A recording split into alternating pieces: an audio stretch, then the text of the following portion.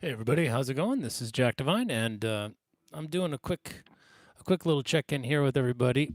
Um, Honestly, this started out with me trying to figure out a technical problem, but I can't seem to get it together. So, bummer. I was practicing a little something today, and coming up with some issues with some students, and talking about West LA Fadeaway. Interesting tune. We've got the main part, the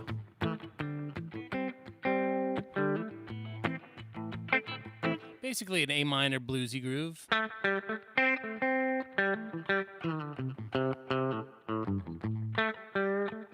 Right.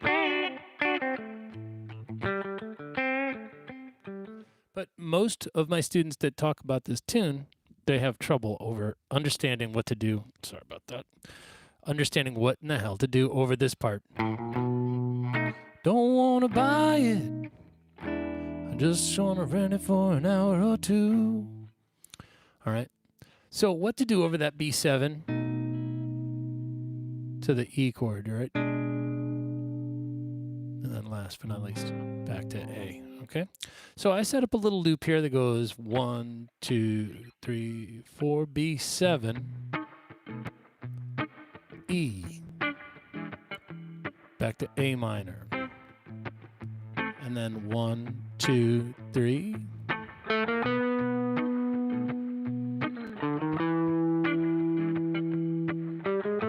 Just for me to practice to, just for you to practice to if you wanted to. So conventional wisdom is thinking, okay, I'm over a B7 chord to an E7 chord and back to A minor. Okay, and the melody, let's start there. That's always a good start. So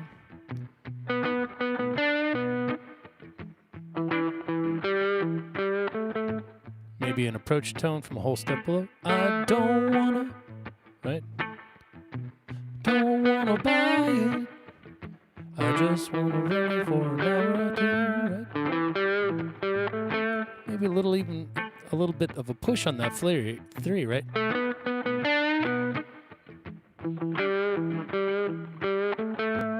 Okay, that's in all of its octaves. That's probably the simplest idea.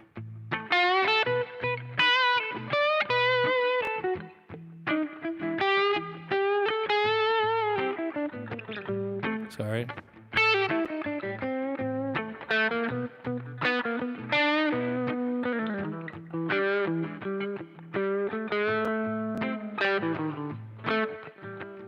But we can add some ideas where we're going, kind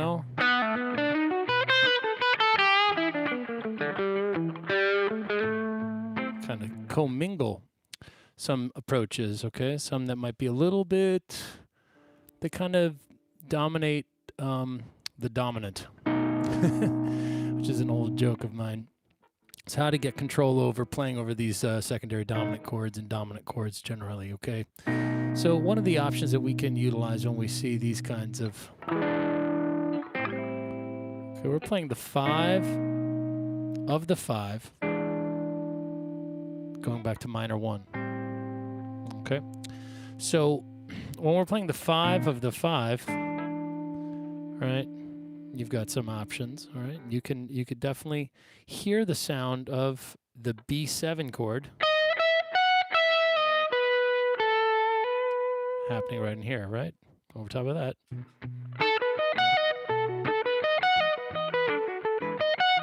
Okay, over top of that first chord, right? Now, what else can you do to that? Well, you can mess around with the fact that we're about to head back to... Okay. So if now we take these notes and start to think about going...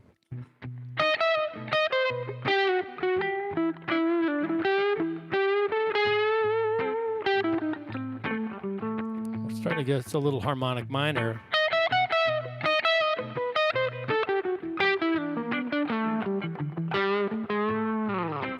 And it lends an awful lot of sophistication to that sound.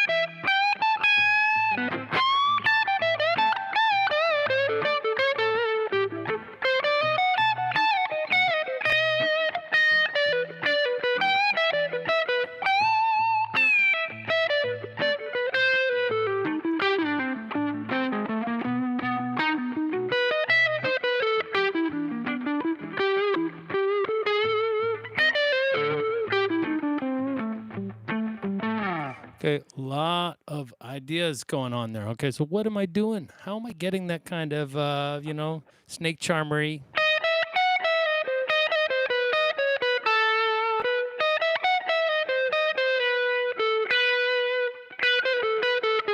Sorry. What is that sound? That's E harmonic minor played over top of the B7 chord. Sorry.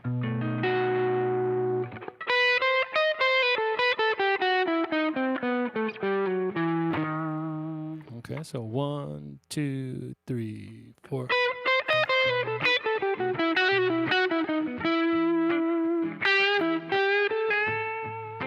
All right, I'll do it again.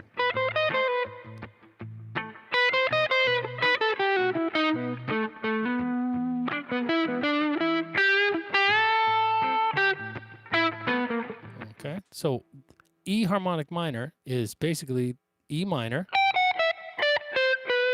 okay, with the raised, okay, raised flat 7. So we have a major 7, okay, and that right there, that's all it takes to open up the doorway to the diminished sound. Okay, and I'll explain what I'm talking about in a second here. Now, you may or may not like this sound. Garcia tends to favor either playing the melody or just blowing straight, like.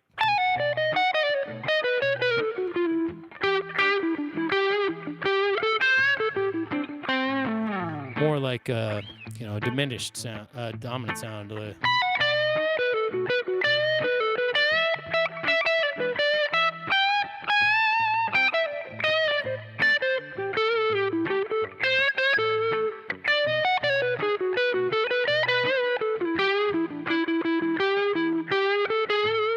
But I like that diminished sound that I'm hearing in the harmonic minor sound.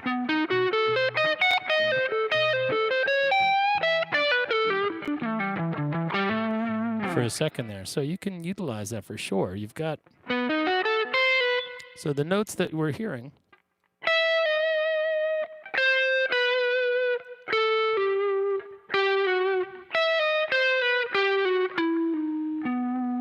okay, so basically we're taking the B triad and we're going to go 4, 3, flat 2, 1, flat 6, 5, and then that's it. So basically we're playing the C triad as an additional triad over top of the B major triad. All right, and some of you may have tuned into some other lessons of mine, and what you'll see here is this sound of.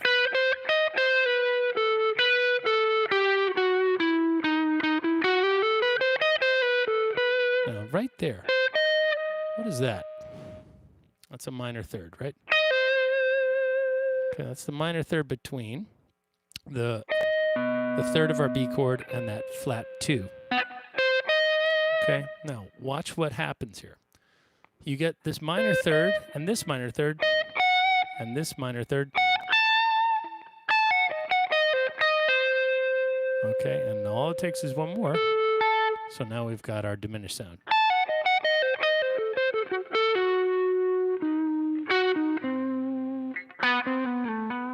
So basically, we have the opportunity to play C diminished over top of that chord as well. So watch. Okay, I'll start out doing the Garcia thing.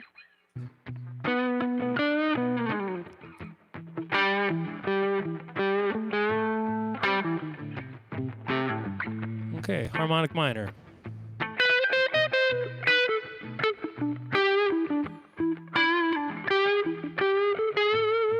C diminished, okay? Here we go. 1, 2.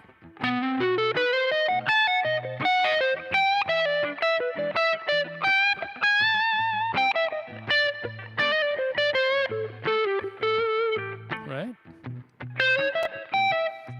So we've got that sound of basically, okay?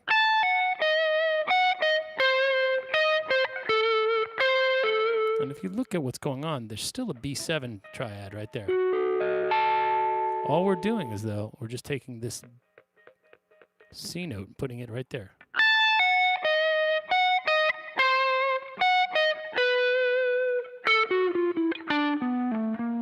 Okay, we can also do that with my little 2-1-4 trick. Okay, very, very fluid.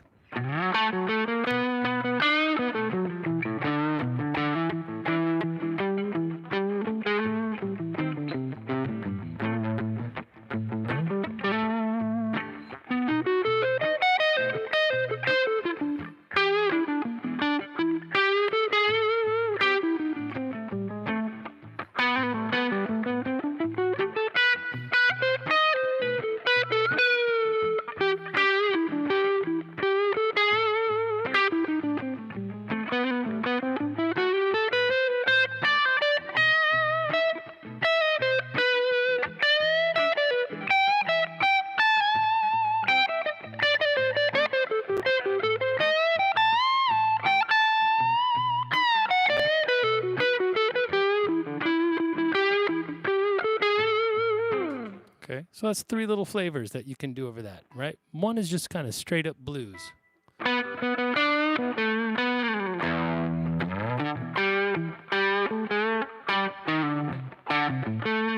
Definitely the most inside, okay? Second, you can start worrying about those, right? That's kind of the most advanced chromatically.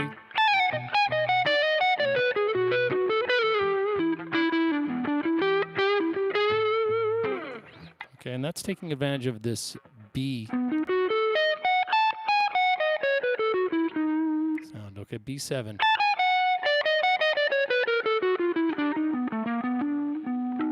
Okay, we're chromatically connecting. Okay. Connecting the dots to that E chord, right? 1, 2, 3, 4.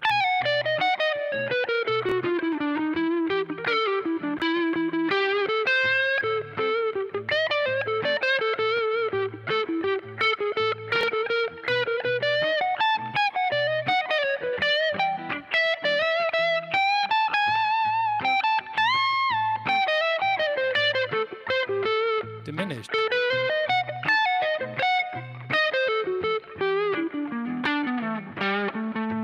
Okay, that's kind of a hard sound to get your hand around sometimes. Hearing it and kind of seeing.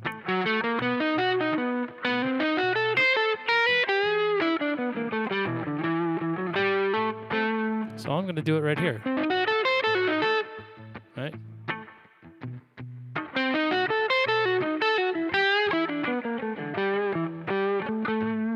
Okay, that's using the B with a C note in the root.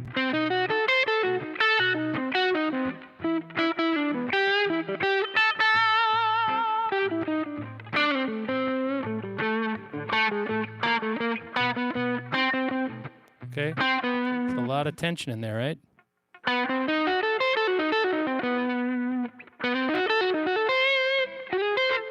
Okay, you can always do this with any of the intervals within the diminished triad. You can always take it. So you can see how that's already the 5th and the 3rd of our B triad. The 3rd and the flat 2. The flat 7 and the flat 2. And then finally the flat 7 and the 5. So over top of that B7 chord, if we're coming out of here, right? Let's say we play through the thing here. All right, we're on that A chord.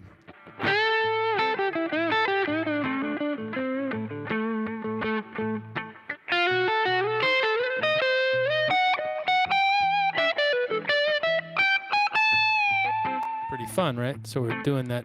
That's part of the B7 sound right there.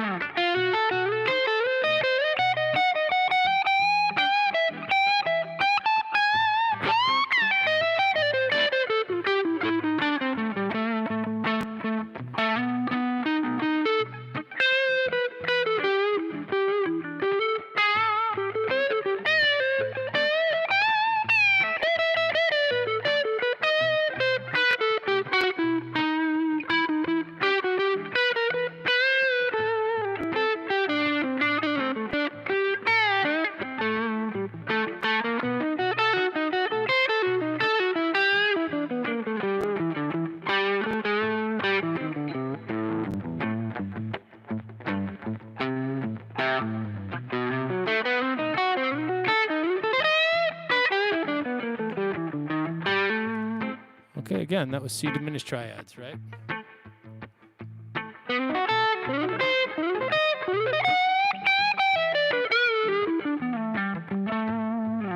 Okay, so that's, you know, we're taking the top two notes of the B and adding the C in the root. And then bringing that whole thing up.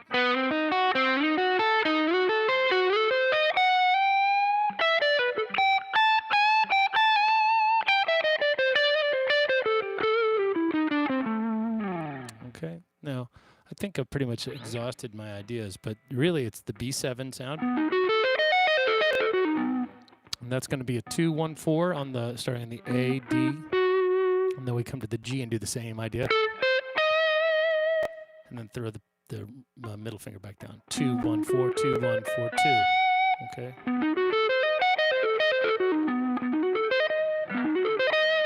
Basically sweep right through.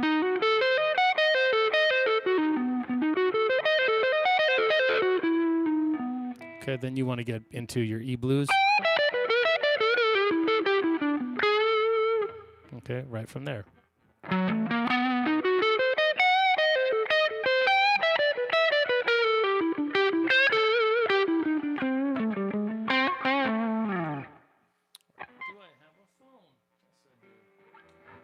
See if anybody had any questions while I had my head down working on this jazz. It's doubtful. Most people don't tune in the middle of the day, I know. Hey, that's not me. That's a friend of mine. All right, so zippity-doo-dah, view channel. And then I think I've got that there. Boink. There's a few people watching, it seems. Hey. Hey, I was watching my Bertha video when I went live. Hey, Inkalicious, thank you very much. I'm happy to hear that. Nice evening catch. Super. Hey, I get to ignore work. Hey, Ian, that's cool, man. So look, this is not exactly the prescribed approach that, you know, JG was taking, okay? But what does it say? Oh, yeah. Grabbing the guitar, not a bad idea. It's a good thing to do. All right, I've got about 20 minutes here to run through some of this stuff. All right, and the idea here is that gives a lot of people a lot of trouble. They don't understand quite what to do over that B7 chord, you know, so they just end up playing the melody, which is nothing wrong, right? Now, granted, you know, what are we looking for? A chateau. 21 words, but one will do, right? That's a good starting point. Then we've got the one where we get the, right, where we can grab both notes. Be careful not to bend that C note too much. Otherwise, you'll end up going, right? But you do need to give it a little extra English. But you can't go too far, much farther than that. Otherwise, you turn it into a major sound. Don't want to do that over your West LA, okay? Then, and that's when you put on the special sauce. Okay, then over the E chord.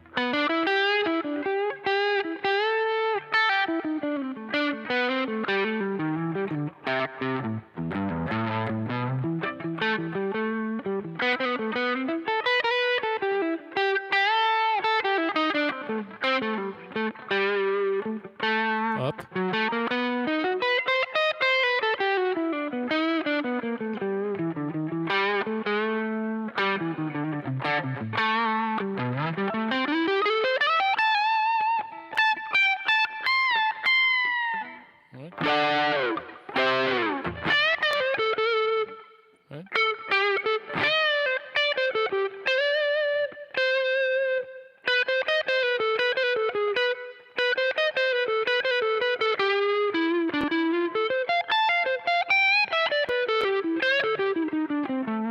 Over the chorus, you get the F chord, and then back. But during the verse, you don't get the F.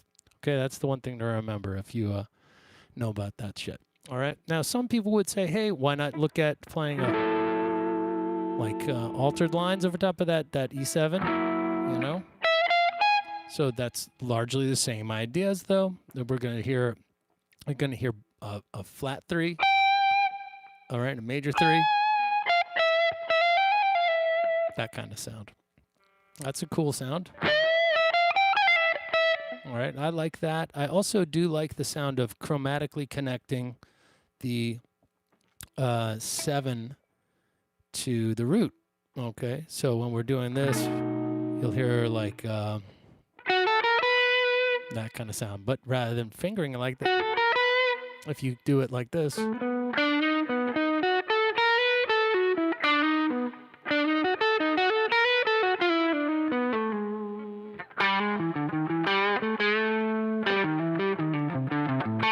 like that a lot. Okay.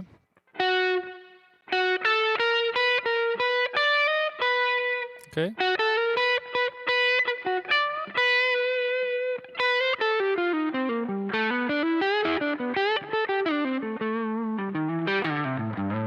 Okay, now over the A minor, you're going to have to figure out how to entertain yourself or your customers or your guests or whatever with that business of the,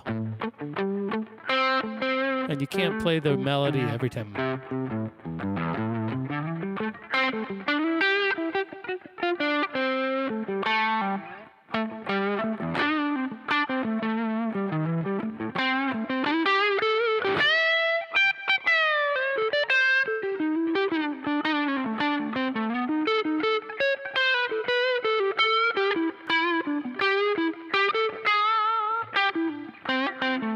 Okay, so one of the things I like to do over top of that is kind of a little built-in call and response, right? So kind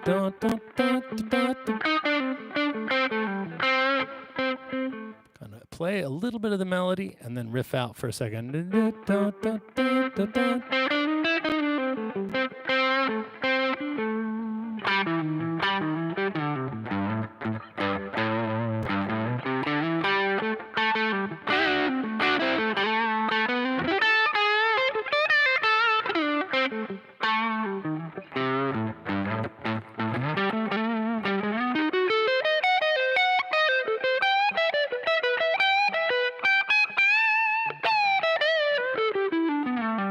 Okay, sorry, that should have been just basic. Gotta know your pentatonics, okay? So that's pentatonic, A minor.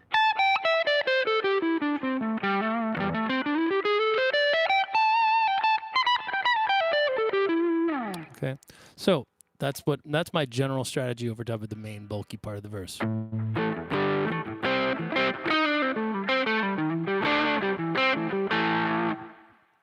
Just kind of utilizing the phrasing of the vocal melody, but changing it up a little bit.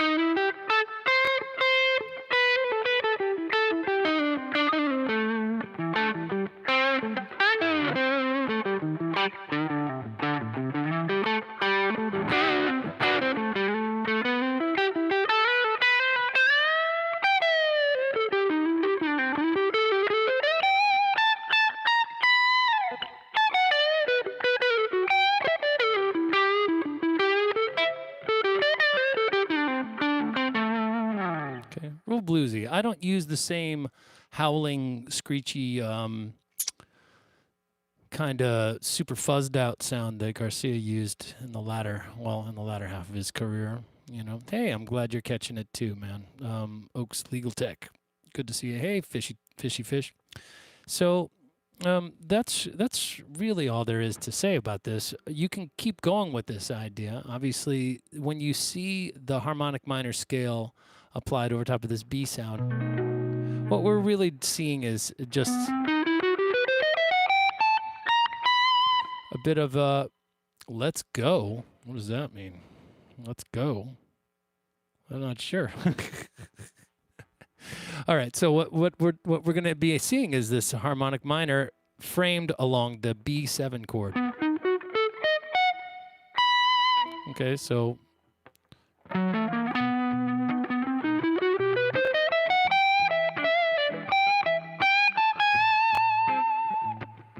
fired up, yeah.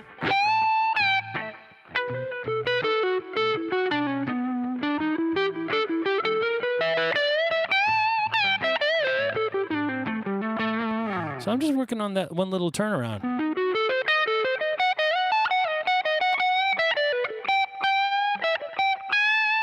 So one thing you can think about though is over top of the B chord, you've got this note.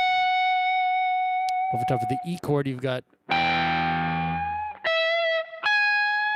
and then finally you can kind of take this G note and bend it up, and then here, and then up here. Yes, it definitely has a Middle Eastern sound or a mystical sound, okay? So, now granted, that is not what the big man was ever doing, all right? I happen to like channeling some outside sources for this kind of thing, and it is a well-documented use of this to use over top of the dominant chord before it goes to the E to be able to use. So you can use this little idea.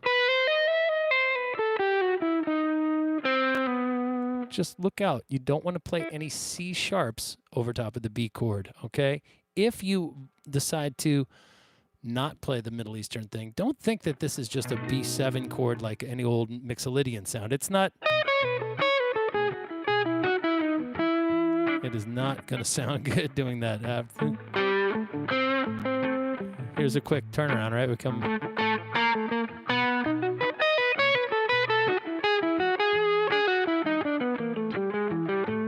I don't like that.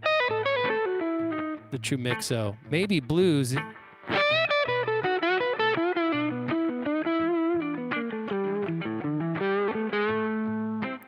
But I don't know. I still like.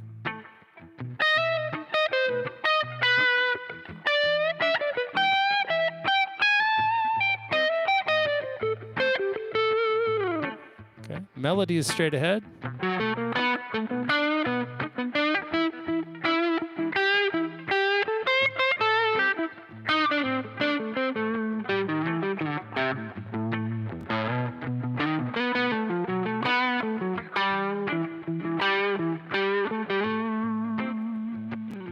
Okay, so over top of that B, you're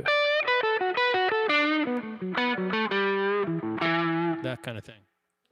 What does it say about the loop? Oh, I'm sorry. Let me change the proportions there. This should have helped.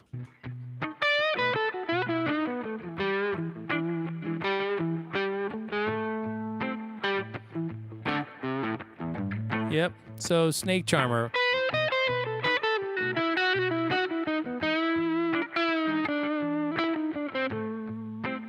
So that's what I'm working on, right? So we can do.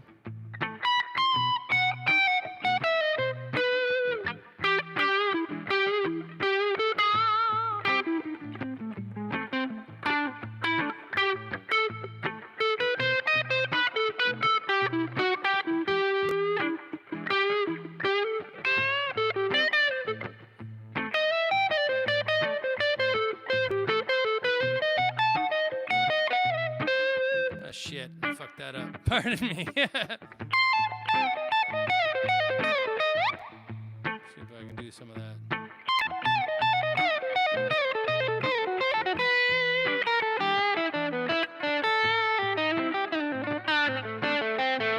So that's a good use of those diminished triads that I was talking about, right? So that's.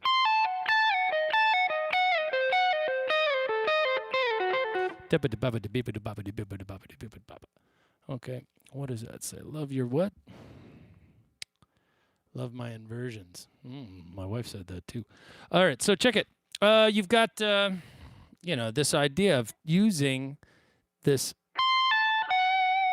Okay, that right there is that's the diminished note from our B7. Right, because we're playing B7 in the bass, but we're playing C diminished over top of it.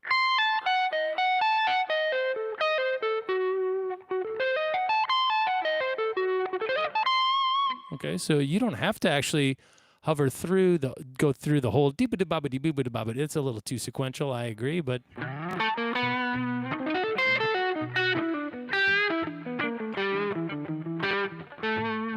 like that. Okay.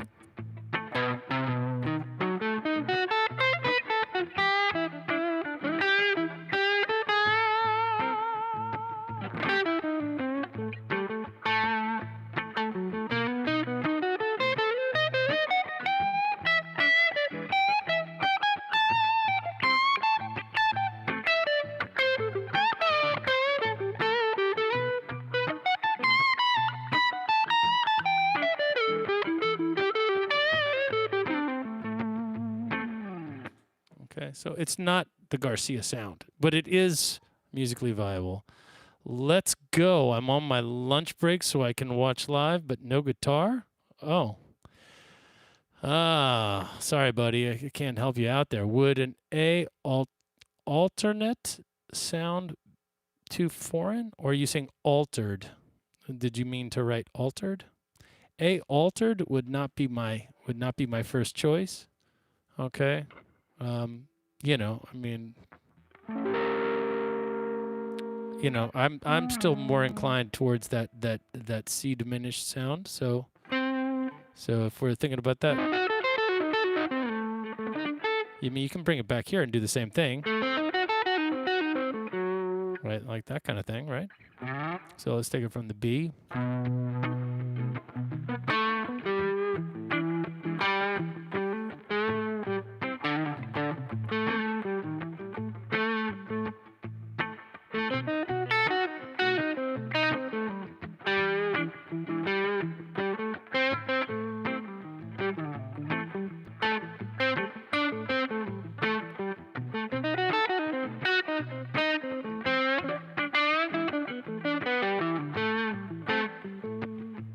Just I have an easier time visualizing it, I think, out of the C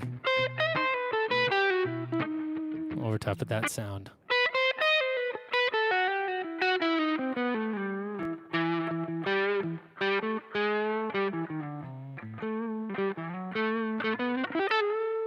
All right, so ideas over top of that A minor, right, that aren't A pentatonic, all right, are pretty good to know, right? Because you've got some time to build over top of that whole A minor groove.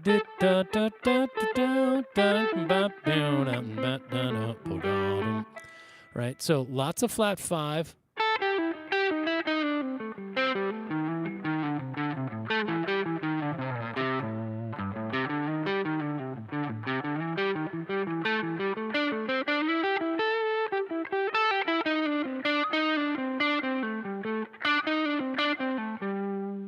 Right, so you got to learn how to like get your flat 5 off the middle finger here. So over top of the B chord, you know.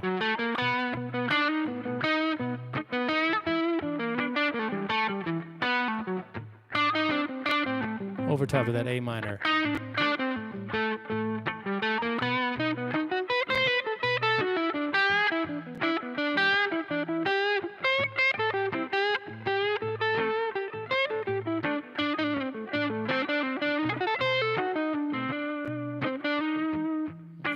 Kind of an interesting. All right, but over top of that A minor. Right. Okay. One of the things I also like to do are these little Django shapes.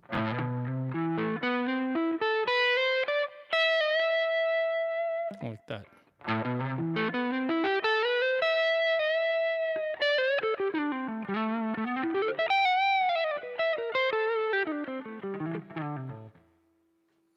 What does that say?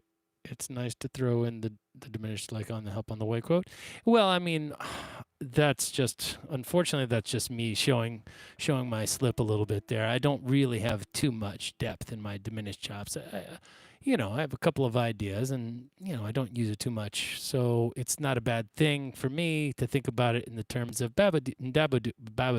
like putting it in 4s over top of that, right? So that's going to, you know, when you hear that, that sound, right? Right. Yeah, that's it. Right, that's not such a bad thing. I kind of like starting out with it and then fading quickly into.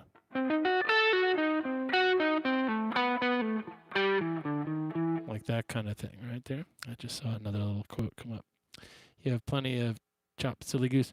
Not, but yes, I'm not saying I don't. I mean, look, I wouldn't be putting myself out there as some sort of a guitar instructor if I didn't think I had some abilities and chops. But I mean, there are folks that blow diminished chops crazy. Okay, diminished and harmonic minor. They're usually associated with the heavy metal crowd that I used to roll with when I was a youngster or aspired to play part of. But Okay, but that kind of sound is really pretty handy to have. If you don't have a handle on your harmonic minor, you are missing out on something. And let me show you why we can do harmonic minor. And when we hear that harmonic minor or Phrygian dominant sound, we have the ability to, embedded in the scale are several diminished chords. So the second there's one diminished chord as part of the modes of the harmonic minor sound, you can play harmonic minor all over. You can play diminished all over it. So when we look at, right, this B chord here, and then we're going to make it diminished. Okay, we're going to see we've got we've got a flat 5 here. Okay, and then we've got a minor third, and then another minor third, and then we've got another minor third.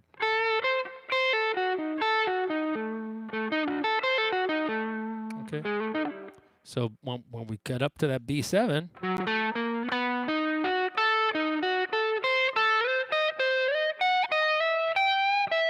okay, so that's basically all I did is I played the little diminished shape.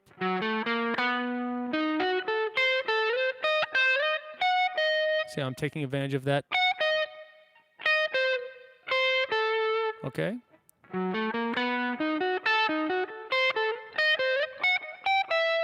And that's on the downbeat of the E chord. And then all I have to do is round out the phrase with do-ba, do-ba, di-da. Right? That's all it is.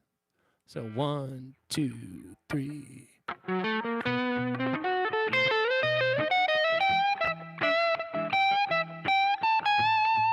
I'll try that again. Hopefully in time this time.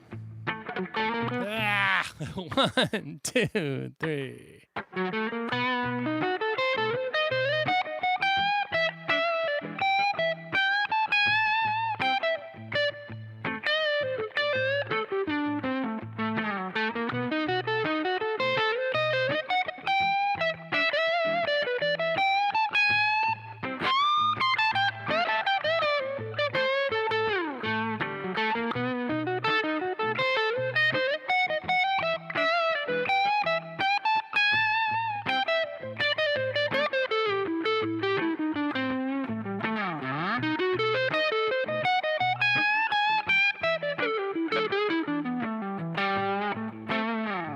Kind of a clam note in there at some point, I think, but I did that. There's no,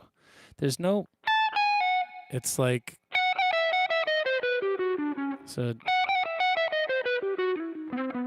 that's the sound of the Phrygian dominant.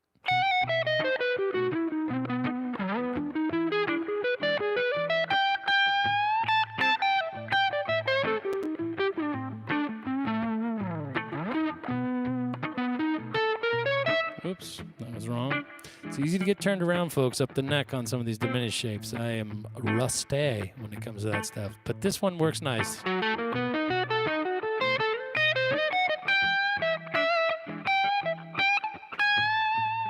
Mainly because it plays through and creates all that tension and then ends up on the didn't have one good word to say.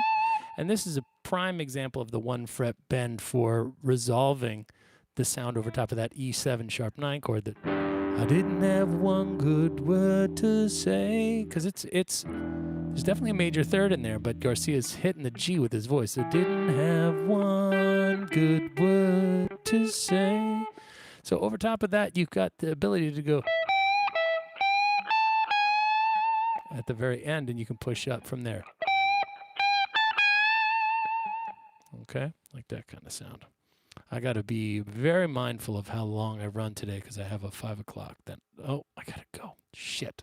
All right, kids, got to jump. All right, I am due for my 5 o'clock lesson. All right, just stopping by to say hello. Thanks for joining me here for a quick second.